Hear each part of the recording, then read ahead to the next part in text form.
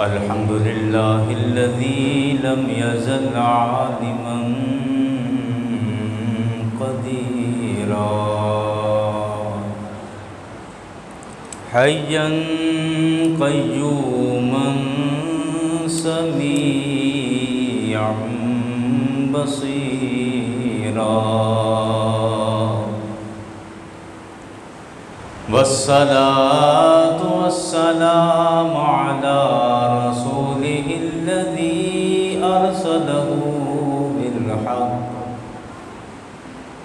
أرسله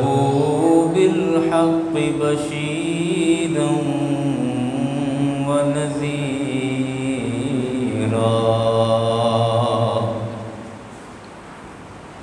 وعلى آله وأصحابه كثيرا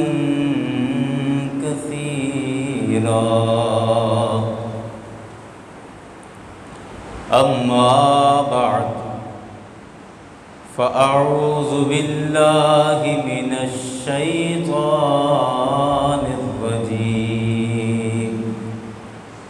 بسم الله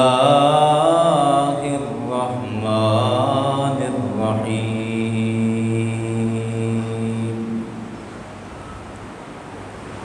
وعلم آدم الأسماء كلها ثم عرضهم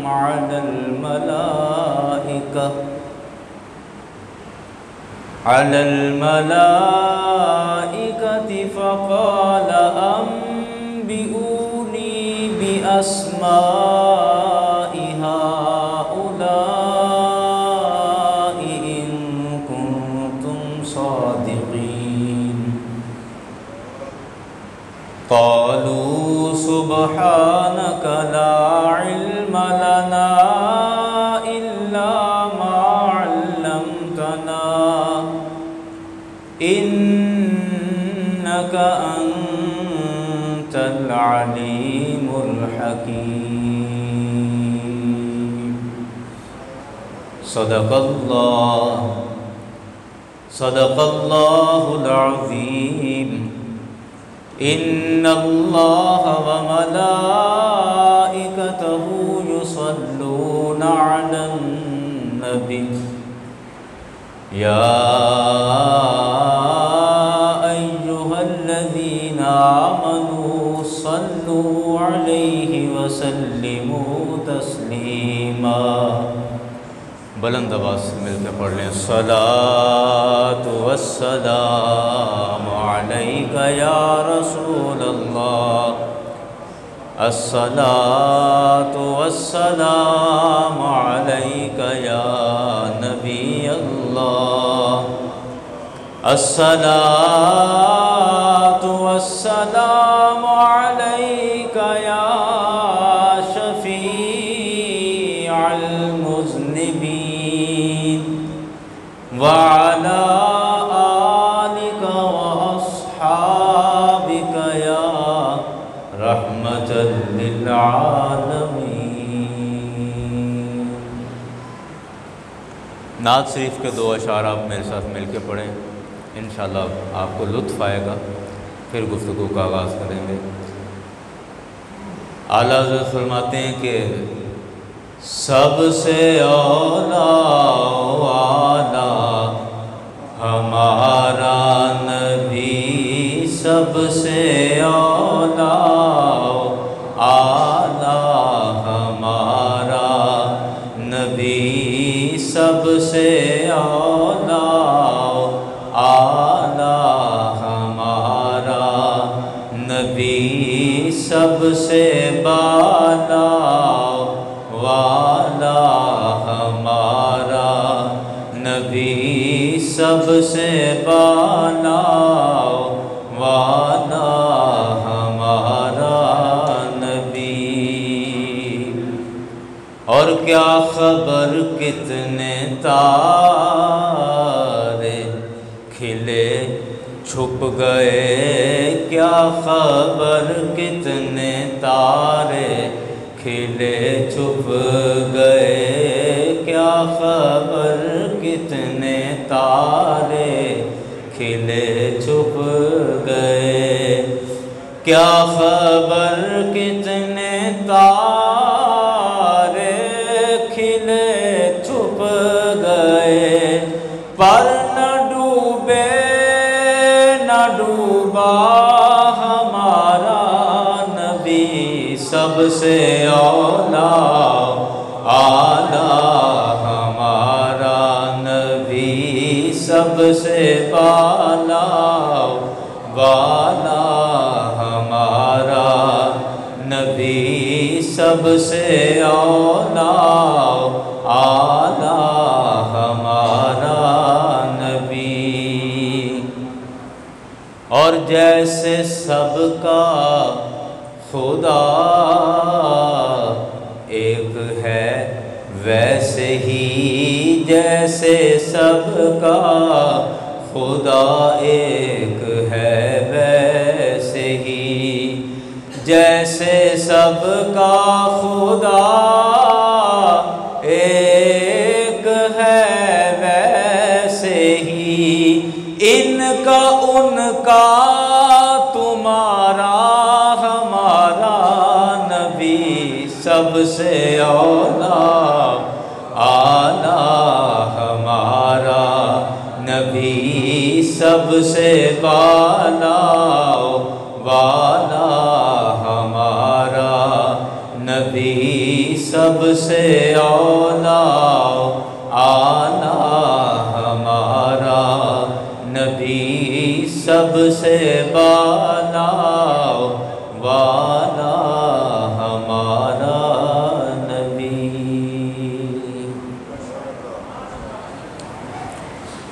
حمد و ثنا کے بعد یاران گرامی سامعین حاضرین، آج ماہ مقدس کا آخری جمعہ ہے، اور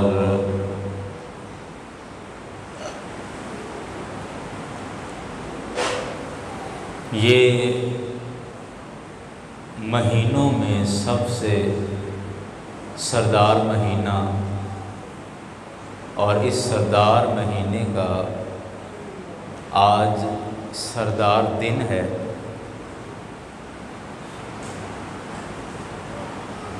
اللہ تعالیٰ ہماری زندگیوں میں بار بار ماہ رمضان ہمیں دیکھنا نصیب فرمائے، تاکہ ماہ رمضان کی برکتیں، بخششیں اور رحمتیں ہم اپنے دامنوں میں سمیٹ سکیں۔ یاران گرامی، آج بڑا ایک اہم مضمون ہے جو آپ کے سامنے مجھے عرض کرنا ہے، اور اس مضمون کے لیے میں کچھ قرآن پاک کی آیتوں کا سہارا لوں گا اور کچھ نبی مکرم صلی اللہ علیہ وسلم کی احادیث کا سہارا لے کے اس مضمون کو مکمل کروں گا۔ خطبے میں جو آیت کریمہ تلاوت کی ہے، اللہ رب العزت نے ارشاد فرمایا، ایک واقعے کو بیان کیا، فرمایا کہ وَعَلَّمَ آدَمَ الْأَسْمَاءَ كُلَّهَا، کہ اس کائنات کے سب سے پہلے انسان حضرت آدم علیہ السلام کو اللہ تعالیٰ نے جب بنا لیا، ان کی تخلیق کو مکمل کر لیا، تو اس کائنات کے سب سے پہلے انسان کو بنانے کے بعد جو سب سے پہلی خوبی عطا کی گئی، دنیا کے پہلے انسان کو بنا کر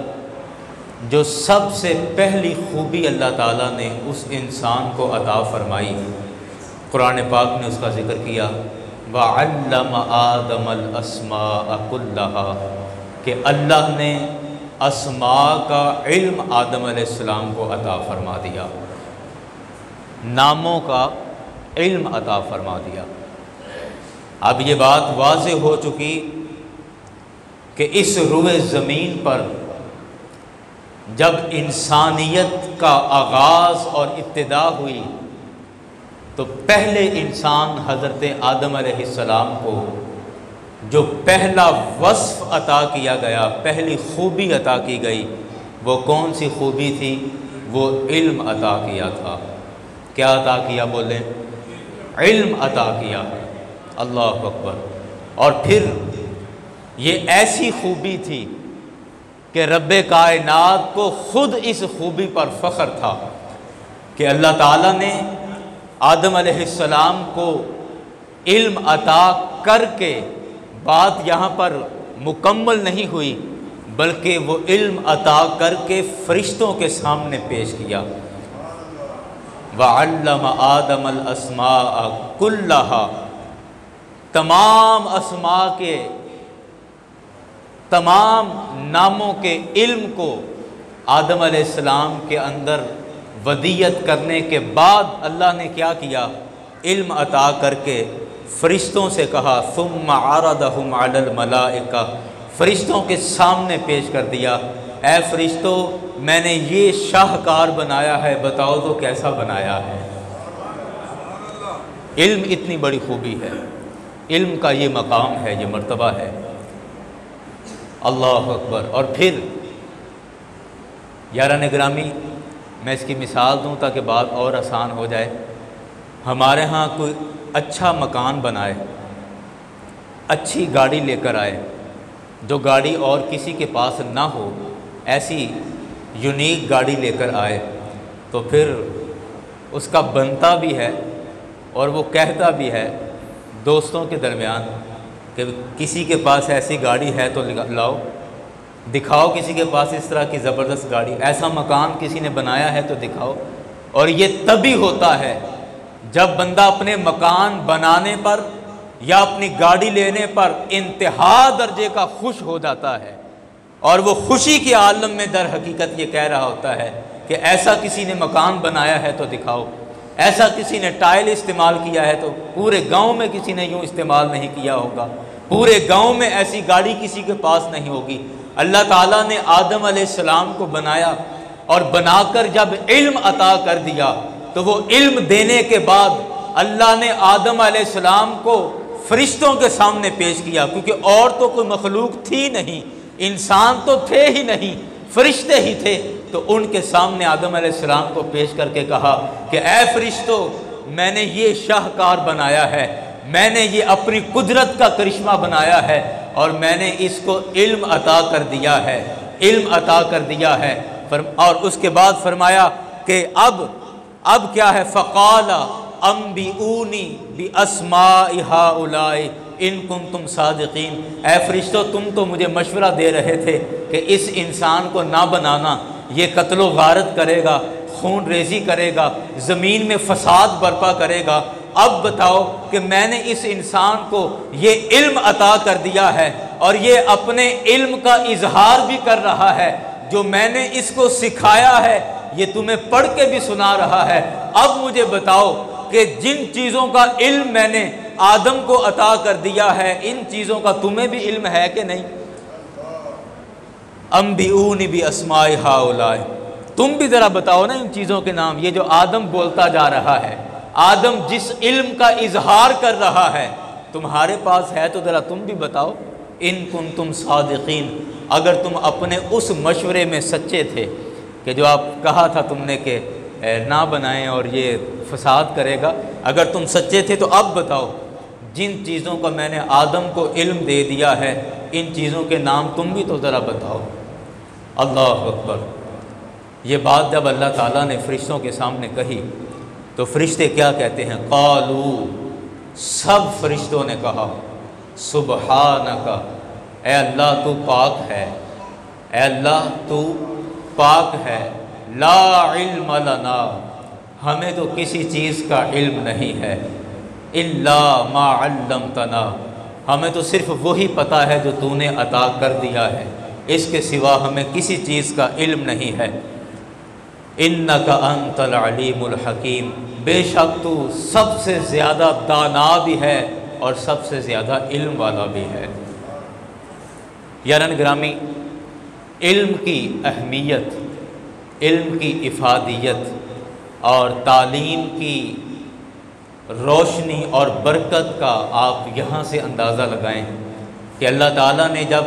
اس کائنات میں سب سے پہلے انسان کو پیدا کیا تو اس انسان کو جو سب سے پہلی خوبی عطا کی گئی وہ علم کی خوبی عطا کی گئی تھی، وہ تعلیم کی خوبی عطا کی گئی تھی۔ اسی طرح ایک اور مقام پر اللہ اکبر، سورہ البقرہ میں آیت نمبر 247 ہے سورہ البقرہ کی، یہ حضرت داؤد علیہ السلام کے زمانے کی بات ہے، قرآن پاک نے بیان کی کہ اس زمانے میں ایک آدمی تھا، بڑا غریب گھر کا آدمی تھا، جس کا نام تھا طالوت۔ کیا نام تھا بولیں؟ طالوت، توئیں کے ساتھ، طالوت اس کا نام تھا، لیکن بڑا نیک، متقی، پرہیزگار آدمی تھا۔ اللہ تعالیٰ نے اس طالوت کو اس ملک کی بادشاہی کے لیے منتخب کر لیا۔ بادشاہ ان کا فوت ہو گیا تو اب مشورہ ہو رہا تھا کہ نیا بادشاہ کون ہو، تو یہ کسی گاؤں کے غریب گھر کا بچہ طالوت، اللہ تعالیٰ نے اس کا نام منتخب کیا، اور اس زمانے کے جو نبی تھے انہوں نے لوگوں میں اعلان کیا کہ اللہ تعالیٰ نے طالوت کو بادشاہت کے لیے چن لیا ہے، طالوت کو بادشاہت کے لیے چن لیا ہے۔ اچھا پھر کیا ہوا؟ قرآن پاک نے اس واقعے کو بیان کیا، وَقَالَ لَهُمْ نَبِيُّهُمْ، اور کہا اس قوم کو ان کے نبی نے، إِنَّ اللَّهَ قَدْ بَعَثَ لَكُمْ طَالُوتَ، کہ بے شک اللہ تعالیٰ نے بَعَثَ لَكُمْ طَالُوتَ مَلِكًا، طالوت کو تمہارے درمیان بادشاہ بنا کر بھیج دیا ہے، طالوت کو تمہارے درمیان بادشاہ بنا کر بھیج دیا ہے۔ اچھا جی، قالو، اس قوم نے کہا۔ اب یہ سنیے، ایک قرآن پاک کا ایک ایک لفظ قابل غور ہے، اور ہمیں ایک ایک لفظ قرآن کا حکمت کے دروازے کھول کر دے رہا ہے۔ جب قوم کے سامنے کہا گیا کہ طالوت کو اللہ تعالیٰ نے بادشاہ مقرر کر لیا ہے، تو اس قوم نے کہا، قالو، انہوں نے کہا، انا یکون لہ الملک، طالوت بادشاہ کیسے بن سکتا ہے؟ طالوت بادشاہ کیسے بن سکتا ہے؟ انا یکون لہ الملک علینا، ہم پر اس کی بادشاہت کیسے ہو سکتی ہے؟ وَنَحْنُ أَحَقُّ بِالْمُلْكِ مِنْهُ، ہم اس طالوت سے زیادہ حقدار ہیں کہ ہمیں بادشاہ بنایا جائے، ہم مال و دولت والے ہیں، ہم علاقے پر اپنا اثر و رسوخ رکھتے ہیں، ہمارا نام دور دور تک چلتا ہے، ہم بڑی زمینوں اور جائیدادوں والے ہیں، تو اس غریب طالوت سے زیادہ ہمارا حق بنتا ہے کہ ہم اس ملک پر حکومت کریں اور بادشاہت کریں۔ اللہ اکبر۔ جب ان کی قوم نے یہ بات کہی تو ساتھ ایک اور وجہ بیان کی کہ طالوت بادشاہ کیوں نہیں بن سکتا۔ قوم کی اپنی رائے تھی نا کہ طالوت کو بادشاہ نہ بنایا جائے، کیوں نہ بنایا جائے؟ اس قوم نے جو وجہ بیان کی وہ کہتے ہیں وَلَمْ يُؤْتَ سَعَةً مِّنَ الْمَالِ، اور طالوت کے پاس تو کوئی زیادہ مال بھی نہیں ہے، طالوت کے پاس تو زیادہ، بول رہے ہیں، روزہ سب نے رکھا ہے، میں مسلسل بول رہا ہوں، میرے ساتھ تھوڑا تھوڑا بولیں گے تو مجھے تھوڑا حوصلہ رہے گا کہ جو میں بات کر رہا ہوں آپ کم از کم سن رہے ہیں، سمجھ رہے ہیں، اور کوئی بات نہیں، تھوڑا تھوڑا ہوں ہاں کرتے رہیں تاکہ مجھے ذرا تسلی رہے تھوڑی۔ اللہ اکبر۔ اچھا بات کیا تھی کہ لوگوں نے کہا اپنے نبی سے کہ اللہ نے فیصلہ کر دیا کہ طالوت کو بادشاہ بنا لو، لیکن طالوت کیسے بادشاہ بن سکتا ہے؟ ہم زیادہ حقدار ہیں کہ ہمیں بادشاہت دی جائے۔ اور جہاں تک طالوت کی بات ہے، اور طالوت کو تو فرمایا وَلَمْ يُؤْتَ سَعَةً مِّنَ الْمَالِ، اس کے پاس تو اتنا مال ہی نہیں ہے، وہ تو امیر ہی نہیں ہے، دولت اس کے پاس نہیں ہے۔ جب دولت نہیں ہے تو پھر بادشاہت اس کو کیسے مل سکتی ہے؟ مال نہیں ہے تو اس کو بادشاہ کیسے بنایا جا سکتا ہے؟ آئے ہائے ہے یاران گرامی، غور کیجئے اللہ نے اس بات کا کیا جواب ارشاد فرمایا۔ اللہ تعالیٰ نے فرمایا فَقَالَ، اس نبی نے کہا کہ اِنَّ اللَّهَ اصْطَفَىٰ عَلَيْكُمْ، اللہ تعالیٰ نے طالوت کو تمہارے لیے چن لیا ہے، طالوت کو بادشاہت کے لیے مقرر کر دیا ہے، اور طالوت کی بادشاہت کے لیے یہی کافی ہے۔ علت کیا ہے، وجہ کیا ہے، کیوں طالوت کو چنا ہے؟ اللہ نے فرمایا وَزَادَهُ بَسْطَةً فِي الْعِلْمِ وَالْجِسْمِ، اللہ نے طالوت کا جسم بھی مضبوط بنایا ہے، اور دوسری بادشاہت کی وجہ یہ ہے کہ اللہ نے طالوت کو علم عطا فرمایا ہے۔ اللہ نے طالوت کو علم عطا فرمایا ہے۔ یاران گرامی، آپ قرآن پاک کے اس فرمان سے، اس آیت سے اندازہ لگائیں کہ بادشاہت، حکومت اسی کا حق ہے جس کو اللہ نے علم کی دولت عطا فرمائی ہے۔ اور میں یہ سمجھتا ہوں کہ ایک عالم جس طرح کی بادشاہت کر سکتا ہے، یا دوسرے لفظوں میں کہیں کہ عالم وہ جس طرح قوم کا بادشاہ ہوتا ہے، شرط یہ ہو کہ عالم اچھا ہو، عمل کرنے والا عالم ہو،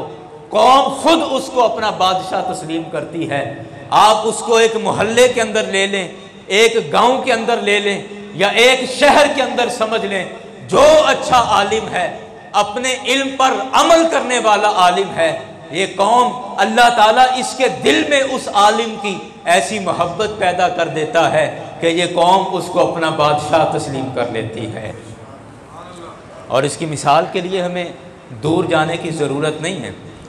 میں تو خیر بہت بات کی چیز ہوں، اور آپ احباب نے اللہ اکبر قبلہ مناظر اسلام حضرت علامہ مولانا منظور احمد مرتضی رحمۃ اللہ علیہ، اللہ ان کی قبر پہ کروڑ ہا رحمت نازل فرمائے۔ آپ میں سے اکثر لوگوں نے ان کا بڑا زمانہ دیکھا ہے، تو اب مجھے ان کی زندگی کو میں تفصیل میں نہیں جاتا، ان کی زندگی کو دیکھ کر اب آپ اس کی تصدیق کریں کہ کیا وہ اپنی قوم پر بادشاہ تھے کہ نہیں۔ بولیں، جو بندہ سمجھتا ہے وہ بولے کہ کیا ان کی بادشاہت تھی کہ نہیں۔ تو یہ اب مجھے بتائیں، کیا وہ ڈنڈے کے زور پر سب کے دلوں پر حکومت کرتے تھے؟ نہیں، صرف اللہ تعالیٰ نے ان کو علم عطا کیا تھا، اور وہ اپنے علم پر عمل کرنے والے تھے، تو اللہ نے خود بخود لوگوں کے دلوں میں ان کی محبت پیدا کر دی۔ اور جو اللہ نے یہ فرمایا کہ ہم نے طالوت کو بادشاہ اس لیے مقرر کیا ہے کہ ہم نے اس کو علم عطا فرمایا ہے۔ یاران گرامی، علم کی بڑی فضیلت اور علم کی بڑی شان ہے۔ آپ مجھے بتائیں کہ کیا کبھی آپ نے سنا ہے کسی نیوز چینل پر یا کسی اخبار میں آپ نے پڑھا ہو کہ کسی ملک نے دوسرے ملک کے دشمن قیدی بنا لیے ہوں، آرمی کے لوگ، فوج کے لوگ دوران جنگ پکڑ لیے ہوں، قیدی کر لیے ہوں، اور ان قیدیوں کو جو جنگی قیدی ہیں، دشمن ملک کے جنگی قیدی ہیں، ان کو پکڑ لیا ہو، اور اس کے بعد صرف اس وجہ سے چھوڑ دیا ہو کہ یہ قیدی ہمارے بچوں کو تعلیم دیں تو ہم ان کو آزاد کر دیں گے۔ کسی ملک نے آج تک، جتنی آپ کی زندگی ہو گئی، آپ خبریں سنتے ہیں، اخبار پڑھتے ہیں، آپ مجھے بتائیں، جنگی قیدیوں کو تو زندہ بھی نہیں چھوڑا جاتا، اور جس قدر خطرناک سلوک جنگی قیدیوں کے ساتھ کیا جاتا ہے اور کسی مجرم کے ساتھ نہیں کیا جاتا۔ آپ انڈیا کے معاملات دیکھ لیجئے کہ پاکستان کے جو آرمی کے لوگ انہوں نے پکڑے، اس کے بعد کس طرح ساری زندگی ان پر ظلم کرتے رہے، اور وہ آرمی کے لوگ ظلم سہتے سہتے انڈیا کی جیلوں کے اندر مر گئے، اور اس کے بعد ان کی لاشیں بھی پاکستان کے حوالے نہیں کی گئیں۔ لیکن قربان جائیں میرے مصطفیٰ کی عظمت پر، میرے مصطفیٰ کی شان پر، کہ میرے آقا نے جنگ بدر کے اندر جو 70 کافروں کے لوگوں کو قیدی بنایا تھا، ان سے کہا کہ تم فدیہ دو، تمہیں آزاد کر دیا جائے گا، اور کہا تم میں جو پڑھے لکھے لوگ ہیں، جنگی قیدیوں میں جو پڑھے لکھے لوگ ہیں، وہ ہر آدمی ہمارے 10 بچوں کو پڑھنا لکھنا سکھا دے، ہم اس کو آزاد کر دیں گے۔ اب آپ اندازہ لگائیں کہ سرکار علیہ الصلوۃ والسلام تعلیم سے، علم سے کس قدر محبت کرتے تھے کہ 10 لوگوں کو پڑھنا لکھنا سکھا دیں، جنگی قیدی ہے، دوران جنگ پکڑے گئے ہیں، لیکن ہم پھر بھی آزاد کر دیں گے کہ انہوں نے ہمارے بچوں کو تعلیم دی ہے۔ اتنا بڑا جرم معاف کر دیا جائے گا۔ میرے آقا نے معاف کر دیا، کس وجہ سے؟ کہ انہوں نے ہمارے بچوں کو تعلیم دی ہے، ہمارے بچوں کو پڑھنا لکھنا سکھا دیا ہے۔ یاران گرامی، نبی مکرم صلی اللہ علیہ وسلم کی 20 احادیث ہیں تعلیم اور علم کی فضیلت کے حوالے سے۔ ایک موقع پر نبی کریم صلی اللہ علیہ وسلم نے ارشاد فرمایا، امام ترمذی نے اس حدیث کو روایت کیا ہے، سرکار ارشاد فرماتے ہیں کہ من سلک طریقا فی طلب العلم، کہ جو آدمی علم حاصل کرنے کے لیے کسی رستے پر چلا، علم حاصل کرنے کے لیے کسی رستے پر چل پڑا، رستے پر نکل گیا، اللہ تعالیٰ اس آدمی کے لیے جنت کا رستہ آسان فرما دیتا ہے۔ سہل اللہ لہ طریقا فی الجنہ، اللہ تعالیٰ اس کے لیے جنت میں جانے کا رستہ آسان کر دیتا ہے جو علم دین کا رستہ اختیار کرتا ہے۔ ایک موقع پر نبی مکرم صلی اللہ علیہ وسلم نے ارشاد فرمایا، میرے آقا فرماتے ہیں کہ جو آدمی اپنے آپ کو علم حاصل کرنے میں لگا دیتا ہے، یعنی جو آدمی طالب علم بن جاتا ہے، علم پڑھنے لگ جاتا ہے، تو اللہ کے فرشتے اس طالب علم کے پیروں کے تلے اپنے پر بچھا دیا کرتے ہیں۔ امام بخاری نے اس حدیث کو نقل کیا کہ اللہ کے فرشتے اس طالب علم کے پیروں کے نیچے اپنے پر بچھا دیتے ہیں۔ اور حدیث شفاعت کے اندر یہ بڑا خوبصورت مضمون بیان کیا گیا کہ اللہ تعالیٰ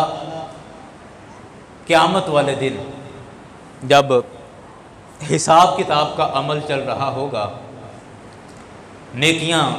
تولی جا رہی ہوں گی، بدیوں کا حساب کیا جا رہا ہوگا، تو ایک علم پڑھنے اور پڑھانے والا، دین پڑھنے اور پڑھانے والا آدمی جب اس کا حساب کتاب کیا جائے گا تو کچھ کوتاہیوں کی وجہ سے، کچھ غلطیوں کی وجہ سے اس کے حساب کتاب میں مشکل آ رہی ہوگی اور اس کا حساب سخت ہو رہا ہوگا، اور حساب کرنے کے بعد وہ آدمی، وہ عالم کہ جو دنیا کی زندگی میں بعض کوتاہیوں کے اندر یا غفلتوں کے اندر بھی پڑا رہا، وہ سمجھ جائے گا کہ آج میری بخشش نہیں ہونے والی، اور جس طرح کا حساب ہوا ہے اب تو میں جنت میں کبھی نہیں جاؤں گا اور جہنم میرا مقدر ہو چکی ہے، لیکن اللہ کی طرف سے اعلان ہوگا کہ اس آدمی کی بخشش کر دی گئی ہے، اس کو جنت میں داخل کر دو۔ اب وہ حیرت میں آ کر رب کی بارگاہ میں عرض کرے گا کہ یا اللہ میرے اعمال تو اس قدر نہیں تھے، میں اپنے عملوں کی بنیاد پر جنت میں جاتا ایسا تو نہیں تھا، میرے اعمال، میری نیکیاں کم تھیں، میری غفلتیں، سستیاں زیادہ تھیں، لیکن اس کے باوجود مجھے کیوں بخش دیا گیا ہے،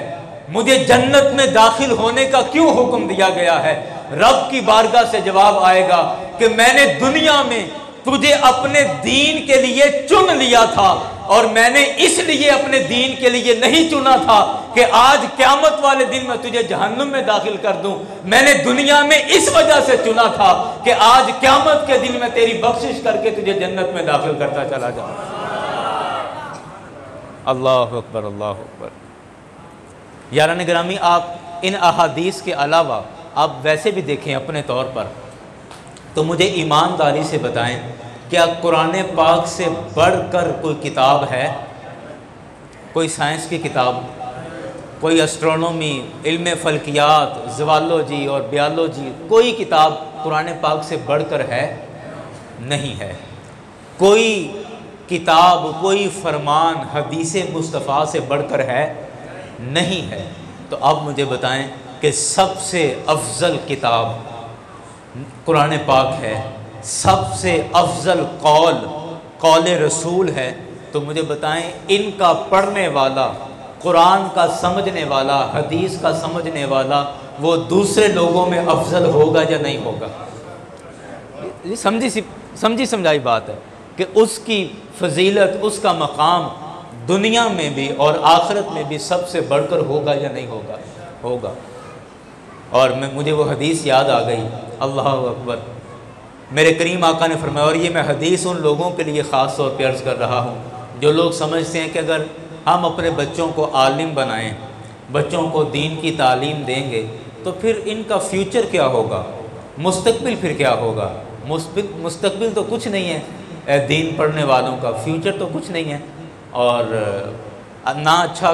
کما سکتے ہیں، نہ اچھا کھا سکتے ہیں، نہ کوئی اتنی سہولتیں اپنے گھر میں دے سکتے ہیں۔ یہ ایک غلط تصور بن گیا ہے، غلط تصور بن گیا ہے ہمارے درمیان۔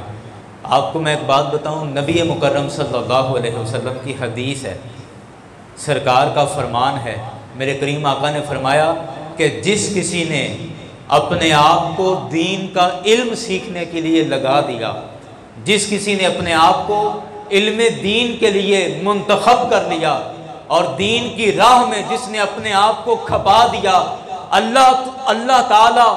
اس کے رزق کا انتظام ایسے طریقوں سے کرتا ہے، من حیث لا یحتسب، کہ انسان کو پتہ بھی نہیں چلتا اور اس کے رزق کا انتظام ہو جایا کرتا ہے۔ انسان گمان بھی نہیں کر سکتا، سوچ بھی نہیں سکتا کہ اللہ تعالیٰ اس کے رزق کا انتظام کر دیتا ہے۔ اور یاران گرامی، اس چیز کا میں عینی شاہد ہوں، اس چیز کا میں عینی شاہد ہوں، اور میں یہ بات بڑے وثوق کے ساتھ کہہ سکتا ہوں کہ جتنی اچھی زندگی اللہ کا دین پڑھنے پڑھانے والے گزار سکتے ہیں، اتنی اچھی ہمارے عام طبقے میں کوئی بھی زندگی نہیں گزار سکتا۔ اور یہ میں ایسے بلا وجہ نہیں کہہ رہا، بالکل ناپ تول کے اور پوری ذمہ داری کے ساتھ یہ بات عرض کر رہا ہوں۔ لیکن بات پھر وہی ہے، پڑھنے والا ہو صحیح، قرآن کے ساتھ مخلص ہو، قرآن پڑھنے والا ہو، حدیث پڑھنے والا ہو۔ جو آدمی قرآن و حدیث کو دھوکہ دیتا ہے، پھر زندگی اس کو دھوکہ دیتی ہے، زندگی پھر اس کو دھوکہ دیتی ہے۔ ہم بعض دفعہ قرآن کے پڑھنے کا صحیح معنوں میں حق ادا نہیں کرتے، حدیث رسول کے ساتھ ہم انصاف نہیں کر رہے ہوتے، اور پھر ہم رونا روتے ہیں کہ فلاں مصیبت، وہ مشکل آ گئی، یہ مشکل آ گئی۔ میں کہتا ہوں صحیح معنوں میں یہ ہے کہ اگر ہم اپنے مصلی کے ساتھ، اپنے منبر کے ساتھ، قرآن و حدیث کے ساتھ اگر ہم وفادار ہو جائیں، اگر ہم وفا کر لیں قرآن و حدیث کے ساتھ، اپنے منبر کے ساتھ وفا کر لیں، تو میں کہتا ہوں خدا کی قسم، کائنات کی کوئی ایسی نعمت نہیں ہے جو اللہ ہمارے قدموں میں لا کر ڈھیر نہ کر دے۔ کوئی ایسی نعمت نہیں ہے جس سے ہم محروم ہو جائیں اور ہم خواہش کریں کہ یہ بھی ہوتا تو بڑا اچھا ہوتا۔ لیکن شرط یہ ہے کہ ہم اخلاص کے ساتھ مخلص ہوں۔ جب ہم خود غداریاں کرتے ہیں تو پھر ان کے وبال اور پھر وہ مصیبتیں بھی ہم پر پڑتی ہیں۔ یاران گرامی، اور اس کی میں بڑی ایک جیتی جاگتی اور بڑی خوبصورت آنکھوں دیکھی مثال آپ نے بھی دیکھی ہے، میں نے بھی دیکھی ہے، مثال آپ کو صرف یاد کراؤں گا۔ میں نام لینا چاہوں گا مجاہد ملت، امیر المجاہدین حضرت علامہ خادم حسین رضوی صاحب رحمۃ اللہ علیہ کی، کہ آج سے 5 سال یا 10 سال پہلے آپ نے کسی نے بھی ان کا نام نہیں سنا ہوگا، یا کم لوگوں نے ان کا نام سنا ہوگا۔ یہ کسی بہت بڑے مالدار کا نام نہیں ہے، یہ کسی بہت بڑے کاروباری گروپ کا نام نہیں ہے، یہ نام کسی بہت بڑے سرمایہ دار کا نہیں ہے، یہ نام اس ذات کا، اس شخصیت کا ہے جو کرائے کے مکان میں اپنی زندگی گزار گیا، اور ساری زندگی جو بظاہر مفلوج رہا، بظاہر معذور رہا، لیکن قرآن و حدیث کے ساتھ انصاف کرنے والا تھا، اللہ کے دین کے ساتھ، رسول اللہ کی ذات کے ساتھ انصاف کرنے والا تھا، وفا کرنے والا تھا۔ اور اس چھوٹی مسجد کے خطیب کو اللہ نے دنیا میں ایسی عزت عطا فرمائی اور عزت کا وہ مقام ادا کر دیا کہ آج پوری دنیا کے اندر، باہر کے ممالک کے اندر بھی بڑے بڑے چینل آج ان کا نام لے لے کر اپنی خبریں نشر کرتے چلے جا رہے ہیں۔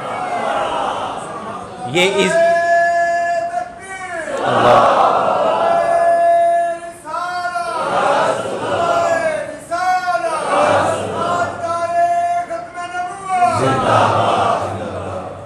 یاران گرامی، یہ تو ہماری آنکھوں دیکھی مثال ہے نا، آپ سب نے یہ سب کچھ اپنی آنکھوں کے سامنے دیکھا ہے۔ اللہ اکبر۔ اور یہ سب کس وجہ سے تھا؟ مجھے بتائیں کس وجہ سے تھا؟ صرف علم مصطفیٰ کی وجہ سے۔ کس وجہ سے تھا بولیں؟ علم مصطفیٰ کی وجہ سے، اور کوئی ہنر نہیں تھا، کوئی گن پلے نہیں تھا، صرف یہی تھا کہ دین مصطفیٰ کے ساتھ انصاف تھا، دین مصطفیٰ کی وفا تھی جس نے آج آسمانوں پر پہنچا دیا ہے۔ یاران گرامی، میں ایک آخری حدیث پڑھ کے پھر اپنی بات ختم کر دیتا ہوں، اور آج کے خطبے میں وقت کا اگر کوئی کمی بیشی ہو جائے تو میں پہلے معذرت کر لیتا ہوں، کیونکہ یہ میرے دل کے جذبات ہیں جو میں آپ کے سامنے عرض کر رہا ہوں، تو اس معاملے میں ذرا مجھے معاف کیجئے گا، لیکن میں بات اپنی پوری آپ تک پہنچاؤں گا۔ حدیث ایک سنیے، آپ نے 20 مرتبہ یہ حدیث سنی ہے اور آپ کے ذہن میں بھی فوراً آ جائے گی، لیکن میں اس کا ایک ایسا پہلو آپ کے سامنے رکھنے لگا ہوں جو عام طور پہ ہماری توجہ جس کی طرف نہیں جاتی۔ سرکار کی حدیث ہے کہ علماء ورثۃ الانبیاء، کہ علماء عالم دین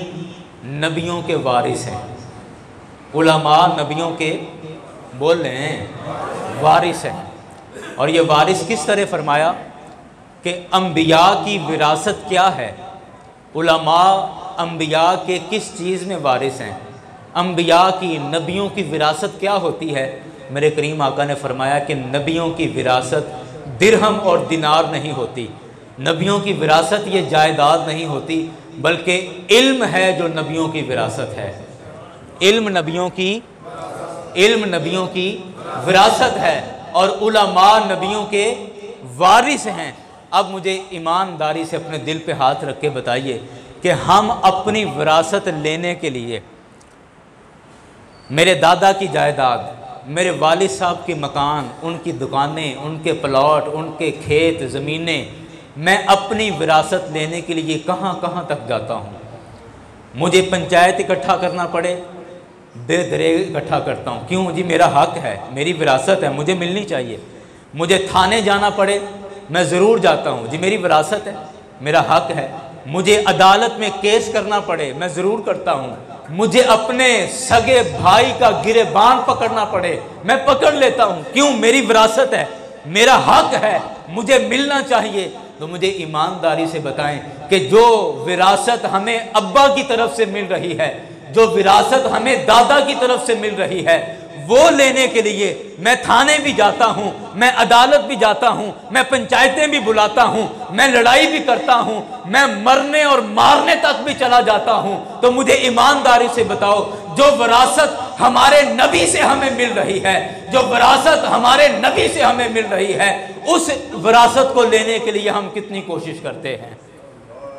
یہ بڑی کڑوی بات ہے، لیکن آپ اس کو دل میں جگہ دیں اور سوچیں اس کو کہ وہ وراثت جو ہمیں ہمارے نبی کی طرف سے مل رہی ہے، اس وراثت پر ہم اپنا کتنا حق جتاتے ہیں؟ ہم نے کتنی دفعہ اپنی زندگی میں کہا ہے کہ مجھے قرآن پڑھائیں، یہ میرا حق ہے، میرے بچوں کو دین سکھائیں، یہ ہمارا حق ہے، ہماری وراثت ہے، ہمیں ہمارے نبی کی طرف سے ملی ہے، ہم نے لینی ہے۔ مجھے بتاؤ جی، آپ میں سے ہم نے کتنی دفعہ یہ بات اپنی زندگی میں کہی ہے؟ ہم یہ بات اپنی زندگی میں نہیں کہتے۔ ہم نے کبھی نہیں کہا ہوگا کہ یہ حدیث کا علم ہماری وراثت ہے، ہمارے بچوں کا حق ہے، حضرت صاحب یہ علم ہمیں دیں۔ ہم نے کبھی نہیں کہا ہے، ہم نے کبھی نہیں کہا کہ قرآن یہ ہمارے نبی کی وراثت ہے اور ہم امتی ہونے کے اعتبار سے اس وراثت کے حقدار ہیں، ہمیں ہمارا حق دیا جائے، کبھی نہیں کہا۔ لیکن ہمارے ہاں تو الٹی گنگا بہہ رہی ہے، الٹی گنگا بہہ رہی۔ چاہیے تو یہ تھا کہ ہم مطالبہ کرتے اپنے علماء سے کہ حضرت صاحب یہ ہمارا حق ہے، ہمیں دیں، اور گنگا الٹی کیا بہہ رہی ہے کہ یہاں علماء اعلان کر رہے ہیں کہ بھائی یہ تمہاری وراثت ہے، ہم سے لے لو، یہ لے لو، یہ قرآن کا علم ہم سے لے لو، یہ حدیث کے جو لفظ ہم نے پڑھ لیے ہیں ہم سے سیکھ لو، لے جاؤ، یہ وراثت ہے، تمہیں تمہارے نبی کی طرف سے ملی ہے، ہم دے رہے ہیں، لے جاؤ۔ ہم پھر بھی لینے کے لیے تیار نہیں ہیں، اور پھر ہم کہیں کہ جی قیامت والے دن ہمارے آقا ہماری بخشش کرا لیں گے، قیامت والے دن ہماری مغفرت ہو جائے گی، ہماری بخشش ہو جائے گی، سرکار نے سب کو بخشوا لینا ہے۔ یاران گرامی، سرکار تب ہمیں بخشوائیں گے جب ہم نے سرکار کو راضی کیا ہوگا۔ ہم نے زندگی میں رہ کر سرکار کو راضی کتنا کیا ہے؟ سرکار کی باتیں سننے کے لیے ہم تیار نہیں، سرکار کی باتیں اپنے بچوں کو سکھانے کے لیے تیار نہیں، اور امید ہے کہ جی سرکار ہمیں بخشوا لیں گے، یا سرکار ہم سے راضی ہیں۔ کیسے راضی ہیں؟ اللہ اکبر، اللہ اکبر۔ یاران گرامی، یہ ساری گفتگو آپ کے سامنے عرض کرنے کے بعد میں ہاتھ جوڑ کر ایک اپیل کرنے لگا ہوں، اور آپ خدا کے گھر میں اس مبارک مہینے میں بیٹھ کر، اس مبارک مہینے کے مبارک دن میں خدا کے گھر بیٹھ کر آپ اس پر اپنا فیصلہ دیں، اور مجھے اس بات پر تصدیق یا تردید، ہاں یا نہ کا آپ مجھے جواب دیں۔ میں گزارش آپ کے سامنے یہ کرنے لگا ہوں کہ اللہ تعالیٰ ان کو جزا دے، چودھری محمد عمر صاحب کو، اور بقیہ ساتھی جتنے بھی ہماری ٹیم کا حصہ ہیں، اللہ تعالیٰ سب کو دونوں جہانوں کی برکتیں عطا فرمائے۔ ان تمام دوستوں کی مشاورت اور ان کی مشاورت کے ساتھ یہ میں اعلان کر رہا ہوں کہ ہم نے فیصلہ کیا ہے کہ اپنی مسجد حضرت بابا فتح شاہ رحمۃ اللہ علیہ کے اوپر جو عمارت موجود ہے، جو تقریباً سن 80 کے قریب غالباً میرے والد ماجد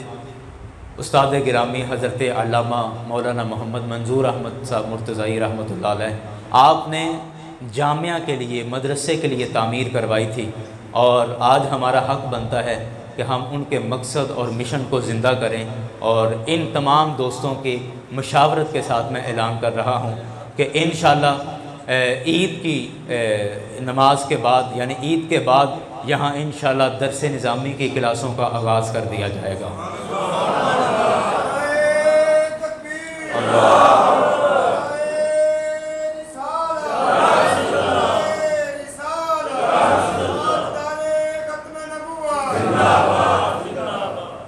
درس نظامی کی کلاسوں کا انشاءاللہ آغاز کر دیا جائے گا، لیکن میں اس حوالے سے دو گزارشیں آپ کے سامنے پیش کرنا چاہوں گا۔ پہلی بات یہ اس کے درس نظامی کے حوالے سے وہ یہ کہ انشاءاللہ میں پچھلے 1 مہینے سے درس نظامی کا جو بورڈ ہے، اس وقت پاکستان کے اندر اہل سنت کے درس نظامی کے 3 بورڈ ہیں کہ جن کے تحت اس کے امتحانات ہوتے ہیں۔ نظام المدارس پاکستان، تنظیم المدارس پاکستان، وفاق المدارس الرضویہ پاکستان، یہ 3 بورڈ ہیں، اور یہ تینوں board HEC higher education commission Islamabad سے رجسٹرڈ ہیں، اور ان کے تحت امتحان دینے کا مطلب ہے کہ اگر آپ کا بچہ درس نظامی مکمل کرتا ہے تو وہ HEC یعنی اسلام آباد سے ہائر ایجوکیشن کمیشن کی طرف سے MA عربی اسلامیات کی ڈگری اس کو دے دی جائے گی، اور یہ ایکول ٹو MA عربی اسلامیات ہوگا، جس کی بنیاد پر وہ کالج کے اندر، یونیورسٹی کے اندر اور دیگر جگہوں پر بھی، اوقاف کے اندر، آرمی کے اندر بھی بچہ اپلائی کر سکتا ہے۔ لیکن اس کے ساتھ ساتھ ہم نے یہ ڈیزائن کیا ہے سلیبس کہ انگلش لینگویج یعنی انگلش بول چال اور عربی بول چال، اور تیسرا فارسی، ان 3 زبانوں پر ہم خصوصی طور پر نصاب میں شامل کریں گے، تاکہ فارسی کے اندر ہمارا بہت سارا مواد موجود ہے، بچے ان کو بھی پڑھ سکیں۔ اس کے علاوہ انگلش بول چال، تاکہ اگر کہیں کسی جگہ پر، ایسی جگہ پر خدمت کا موقع ملے جہاں اس طرح کا ماحول ہے، تو ہمارا پڑھایا ہوا، ہمارا پڑھا ہوا بچہ وہ کسی میدان میں پیچھے نہ رہے، اور کسی میدان میں یہ نہ سمجھے کہ لوگ یہ تو مجھے آتا نہیں۔ اور انشاءاللہ ہم کمپیوٹر تک کو بھی اپنے نصاب میں شامل کریں گے، اور ظہر سے لے کر عصر تک اسکول کی تعلیم کا بھی انشاءاللہ باقاعدہ انتظام کیا جائے گا کہ جو بچے اسکول بھی ساتھ پڑھ رہے ہیں ان کی اسکول کی پڑھائی کو بھی ختم نہیں کیا جائے گا۔ ظہر سے عصر تک ان کے اسکول کا ٹائم ہوگا، صبح 8 بجے سے لے کر اور 1 بجے تک درس نظامی کا ہوگا، اور انشاءاللہ اس میں انگلش کیا، اس میں کمپیوٹر اور اس میں عربی لینگویج، یہ سارے علوم انشاءاللہ ہم اس میں شامل کر رہے ہیں۔ اور میں اس پہ پچھلے 1 مہینے سے لگا ہوا تھا کتابیں منتخب کرنے میں، سلیبس اس کا ڈیزائن کرنے میں، اور میری یہ ذاتی خواہش ہے کہ ہمارا تیار کیا ہوا عالم اور ہمارا تیار کیا ہوا بچہ اس طرح کا تیار ہو کہ اس کو آئندہ آنے والے 50 سالوں میں بھی کسی طرح کے مسائل کا سامنا نہ کرنا پڑے، یعنی وہ آئندہ آنے والے 50 سالوں کے لیے تیار ہوگا اور انشاءاللہ وہ دین کی خدمت کر سکے گا، ایک بات۔ اور دوسری، میں آپ تمام احباب سے اب گزارش کروں گا کہ آپ احباب، کیونکہ ظاہری بات ہے یہ کلاس طلباء کے ساتھ ہی لگے گی، تو آپ احباب اب اٹھ کر یہ اعلان کریں کہ کون کون آپ میں سے خوش قسمت ہے جو اپنے بچے کو، یا وہ خود آپ اپنے طور پر یا اپنے بچے کو علم مصطفیٰ کے لیے اس کا نام پیش کرتا ہے۔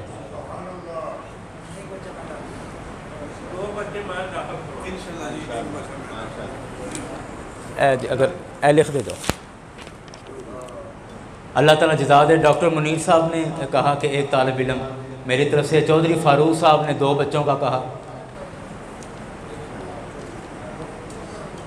جی ٹھیک ہے، اللہ آپ کو بھی جزا دے اور آپ طلباء کے لیے بھی کوشش کریں۔ اللہ تعالیٰ آپ کو جزا دے۔ بھائی مقبول صاحب نے کہا ایک بیٹی اور ایک بیٹے کو میں بھیجوں گا انشاءاللہ۔ بچے کی کم از کم درس نظامی کے لیے جو عمر ہے وہ 13-14 سال، یعنی 8ویں 9ویں کلاس یا 10ویں کلاس، اس کلاس کا بچہ ہو تو وہ اچھا چل جائے گا اور اچھی طرح وہ دین سیکھ سکتا ہے۔ جی آپ کا نام کیا ہے؟